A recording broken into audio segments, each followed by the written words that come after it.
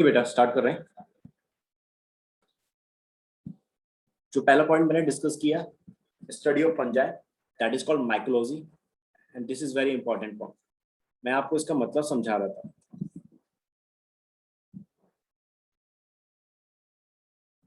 देखिए बेटा, माइको का जो वर्ड मतलब होता है दैट मीन्स फंजाई। हमेशा याद रखिएगा, माइको का मतलब क्या होगा, that is fungi.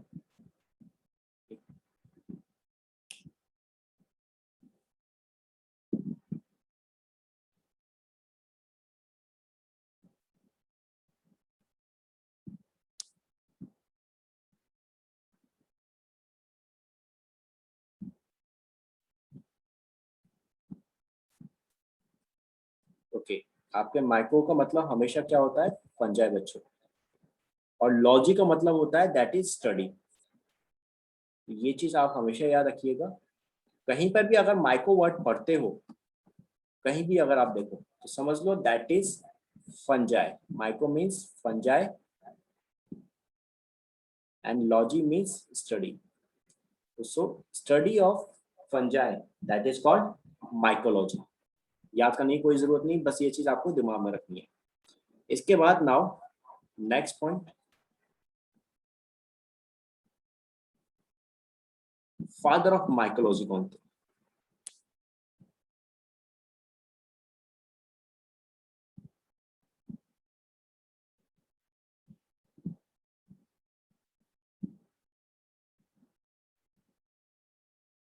Who is the father of mycology? That is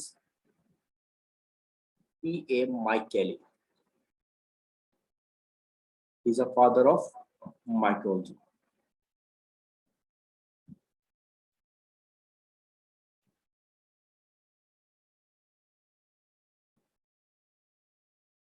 ठीक है, पहला वाला पॉइंट मैं मेंशन करना भूल गया, बहुत इंपॉर्टेंट है, नीट में आया हुआ है।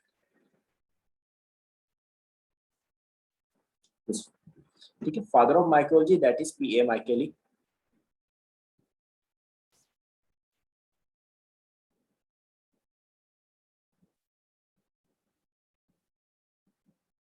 आया तो नहीं है, पर पूछा जा सकता है ये चीज भी। नेक्स्ट, फंजाई टर्म किसने दिया था? ये पॉइंट बहुत इंपॉर्टेंट है। Fungi term given by Gaspard बुहेन।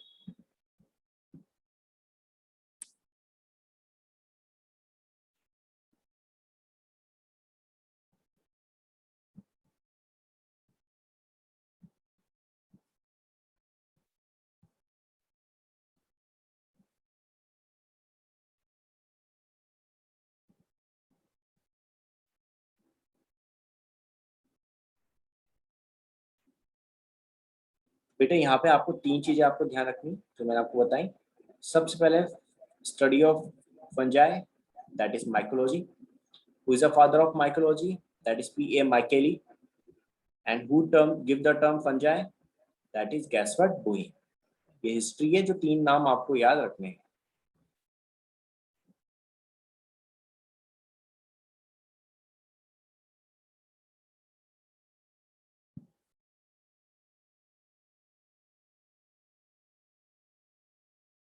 अब बात करते हैं बेटा सबसे पहले फंजाई की।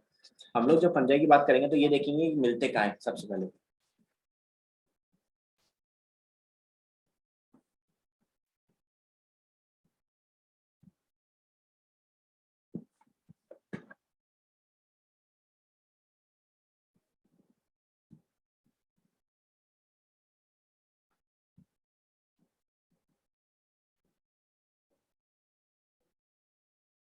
दैट इज फंजाई कैसे होते हैं, कॉस्मोपॉलिटन से।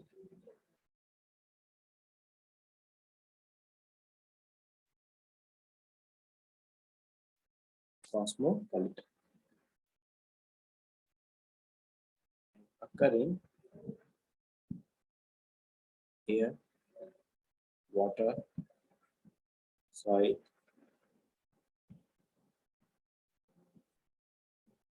and on animals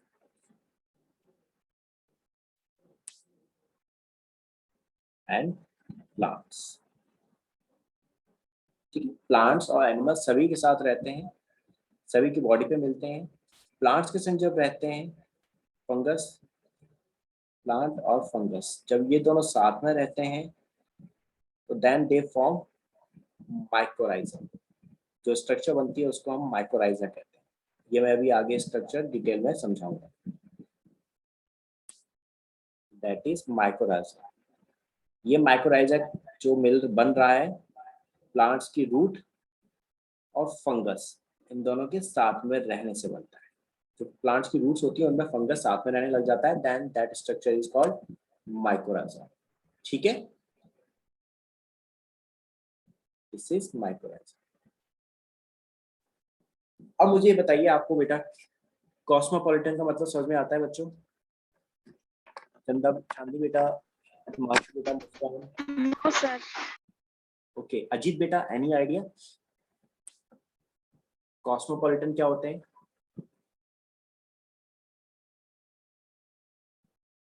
देखो बेटा, कॉस्मोपॉलिटन का मतलब मैंने आगे ही समझा रखा है।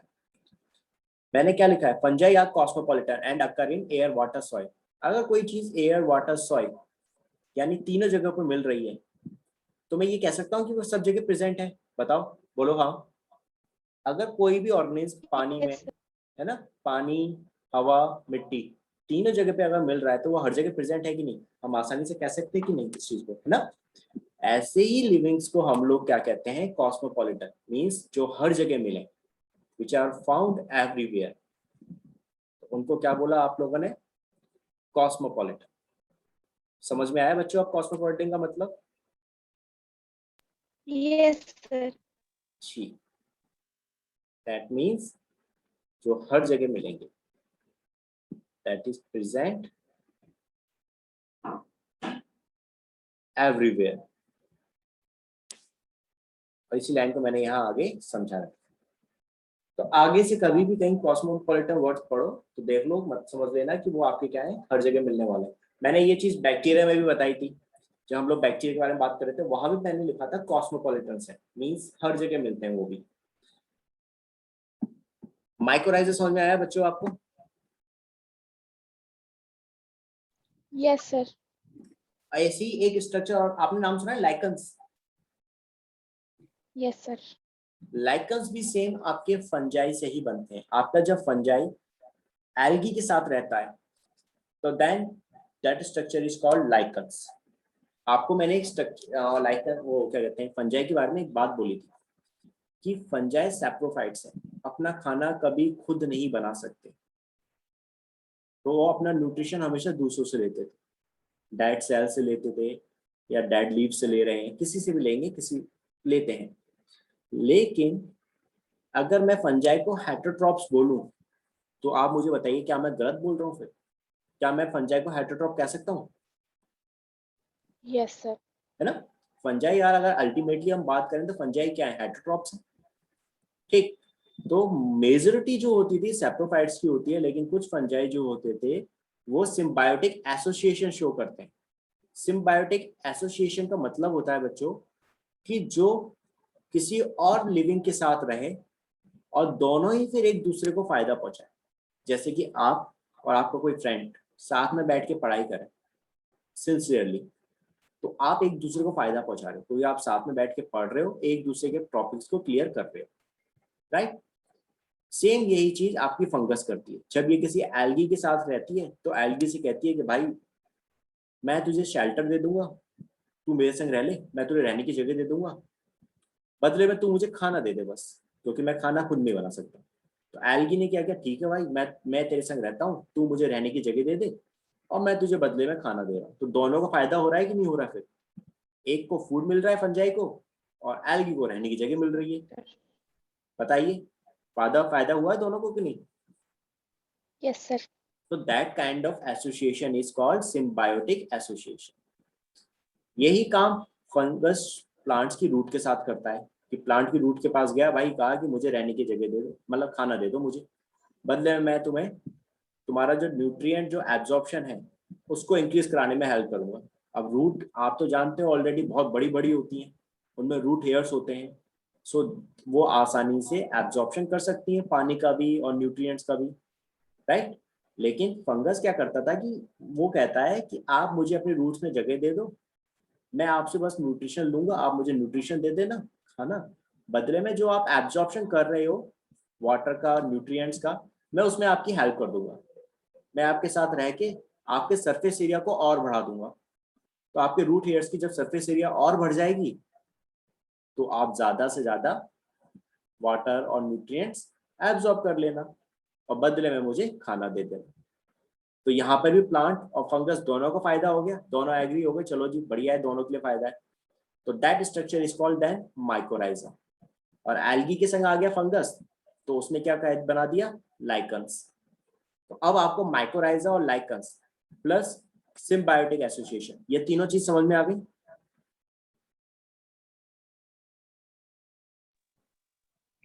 Yes sir. ठीक है, चांदनी बेटा, अजीत बेटा, सभी को समझ में आ गई ना बेटा? नूर बेटा? Yes sir. ठीक, चलो। तो अब हम ना आगे जब डिस्कस करेंगे तो यही सारे पॉइंट्स को लिखेंगे जो मैंने अभी आपको बोले।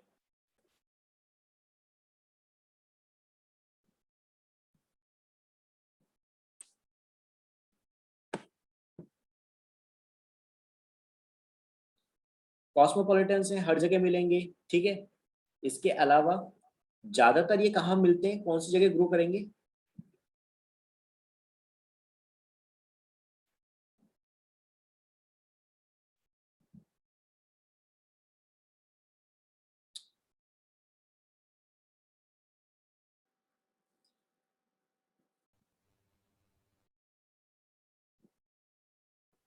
एक मिनट बेटा, थोड़ा हैंग हो रहा है लैपटॉप।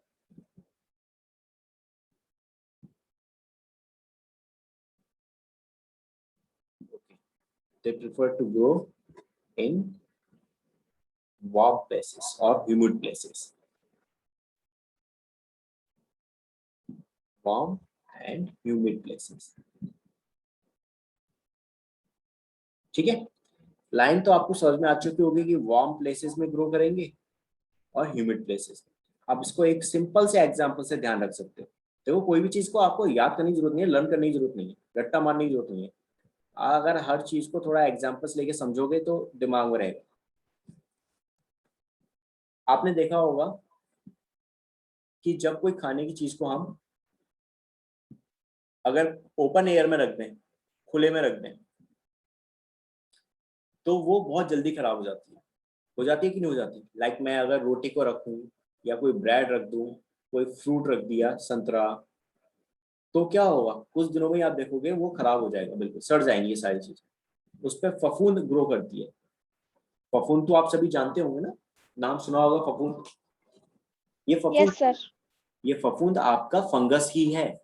जो आप कभी खाने, जैसे घर से बाहर चले गए और गलती से आपने घर में खाने की चीज रख दी थी, बहुत बार सबके घर में हुआ होगा ये चीज, सबने अपने घरों में देखी होगी। कहीं हम रिलेटिव्स के यहाँ चले गए, छुट्टियां मनाने चले गए, गलती से हमने अपना कोई घर में खाने की चीज छोड़ दी जो हमने ध्यान नहीं दी, या आप फ्रीज भी बंद करके चले गए, फ्रीज को ऑफ कर दिया, स्विच ऑफ कर दिया आपने, तो उसमें करंट नहीं आ रहा, तो आप क्या देखोगे, जब आप वापस घर आओगे तो आपको नजर आएगा कि आपको उस फ्रीज में या जो खाने की चीज छोड़ी थी वो बिल्कुल सड़ चुकी होगी, उसमें काले काले ब्लैक ब्लैक स्पॉट्स नजर आएंगे आपको, डार्क स्पॉट्स नजर आने शुरू हो जाते हैं। एक्चुअल में बेटा वो सारा का सारा फंगस ही है। और फंगस को ग्रो करने के लिए सबसे बेटर कंडीशन होती है कि वो जगह थोड़ी सी गर्म हो और उसमें नमी हो। दैट इज, जो टेम्परेचर चाहिए फंगस को ग्रो करने के लिए बच्चों, वो चाहिए 36 डिग्री सेल्सियस टेम्परेचर। ये सबसे आइडियल टेम्परेचर है फंगस के लिए। 36 नहीं, दैट इज 26। 36 तो बैक्टीरिया के लिए होता है, 36 इज फॉर बैक्टीरिया। फंगस के लिए सबसे बेटर टेम्परेचर जो माना जाता है वो माना जाता है 26 डिग्री सेल्सियस। इस टेम्परेचर पे फंगस बहुत अच्छे से ग्रो करता है, बहुत बढ़िया से, मतलब इसके मजे आ जाते हैं, इसकी बल्ले बल्ले हो गई इस टाइम। इसको लगता है भाई अब हमें ये बेस्ट टाइम मिल चुका है, एंड देन वो ग्रो करना शुरू करता है। तो आपके घरों में आप जब भी आप कोई भी चीज बाहर छोड़ के जाते हो, वो जो खराब हो रहा है वो फंगस की वजह से खराब हो रहा है। अब वो फंगस आया कहाँ से? एयर से। आपके इस पूरे एनवायरनमेंट में, जिस एनवायरनमेंट में आप बैठे हुए हो, आपके कमरे में इस टाइम भी फंगस है, और यही फंगस उस खाने को खराब कर रहे हैं। तो आपको ये चीज लाइन समझ में आ गई कि ये सबसे ज्यादा ग्रो जो करते हैं कहाँ करेंगे, वार्म और humid places, that is ideal temperature 6 degree Celsius. Now इसके बाद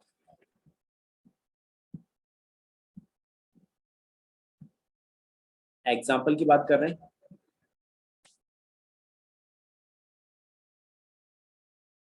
ब्रेड माउल्ट, ये फंगस होती है।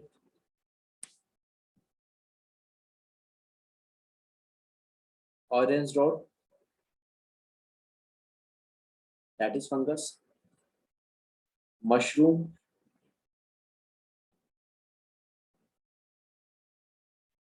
That is fungus. या फिर इसके अलावा toadstool, that is also fungus. ये सब के सब फंगस। आपने देखा होगा मशरूम खाने के लिए यूज होता है कि नहीं होता आज की डेट में? Yes sir. ये प्लांट नहीं है, पहली चीज तो ध्यान रखना। हमें लगता है कि ये प्लांट है, देखने में हमें प्लांट सा लगता है कि भाई ये तो प्लांट है, इसको खा सकते हैं, लेकिन एक्चुअल में ये मशरूम प्लांट्स नहीं होते जो आप खा रहे हो। ये सारे के सारे आपके क्या है, फंगस है। अगली बार कभी किसी घर में मशरूम बन रहा हो या मशरूम को देखो ना, तो समझ लो कि ये मशरूम क्या है, फंगस है, ये प्लांट नहीं है। ठीक है, तो आप सोचो फंगस का साइज भी कितना डिफरेंट है। एक माइक्रोस्कोपिक है जो हमें दिखाई नहीं दे रहे, हवा में प्रेजेंट है, सॉइल में प्रेजेंट है, जो हमें नेकेड आई से नजर नहीं आ रहे, जबकि एक इतना बड़ा है जिसको हम बहुत आसानी से देख भी रहे हैं और खा भी रहे हैं। सो इनका साइज भी काफी वेरी करता है। ठीक है, और ये मशरूम जो आता है ना बच्चों, हम लोग अभी फंगस की क्लासेस पढ़ेंगे आने वाले टाइम में। अभी तो एक क्लास होती है दैट इज बेसिडियोमाइसिटीज। बेसिडियोमाइसिटीज, आप देखो बेसिडियोमाइसिटीज आ रहा है, माइसिटीज भी जो है दैट इज फंगस। माइसिटीज का मतलब भी फंगस होता है। तो ये क्लास है आपके फंगस की, उसके अंदर आता है मशरूम आपका। ठीक है बच्चों,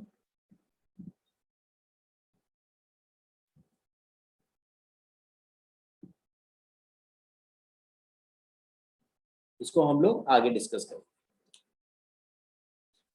तो ये मैंने एग्जांपल लिख दिया आपके लिए कि ये कौन कौन से फंगस होते हैं। एक और क्वेश्चन जो पूछा गया था दैट इज वेरी इंपॉर्टेंट, ये नीट में क्वेश्चन आया था। पॉइजनस मशरूम, वो पॉइजनस फंगस कौन सी